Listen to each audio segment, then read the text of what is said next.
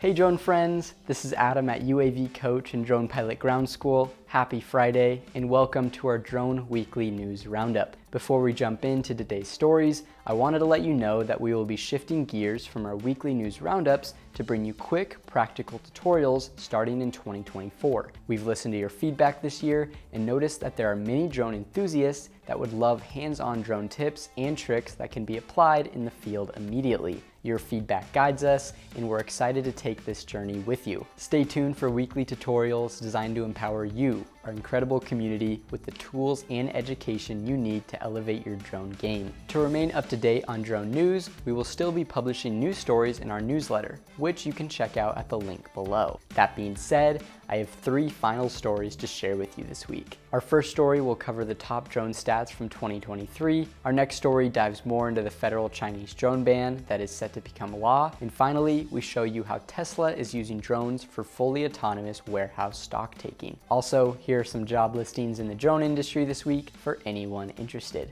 3D Cassis is currently seeking a drone and tech field operator in Albuquerque, New Mexico. Adacel Systems Incorporated has an opening for a remote pilot operator in Kansas City, Missouri. The University of North Dakota is hiring a UAS chief pilot in Grand Forks, North Dakota. And finally, Apple Farm Service Incorporated is looking for a drone specialist in Covington, Ohio. With that said, let's fly in. Based on Drone Industry Insights reporting, China is the leader in terms of drone use across both VLOS and BVLOS drone flights, with the US a distant second. As for how drone manufacturers developed in 2023, DJI continues to be in its own league, dominating the competition in terms of company development. After DJI, we see Skydio coming in second, which is interesting as it recently ended recreational manufacturing. XAG comes in at number 3, and it has been a company that has seen tremendous growth in overseas markets, specifically in Southeast Asia and Latin America. Parrot, a company that also discontinued making consumer drone,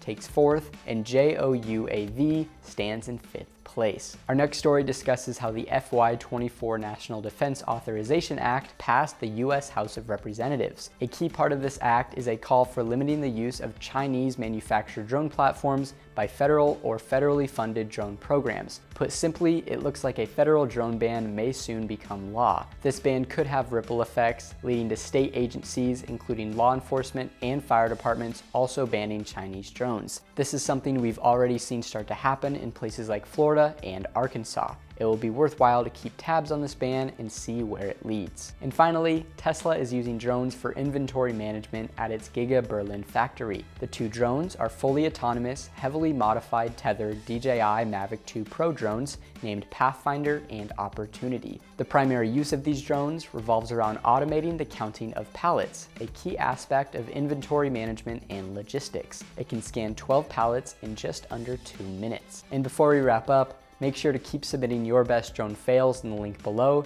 to have a chance at winning free access to our Drone Pilot Skill Builder course. All right, that's all we have for this week.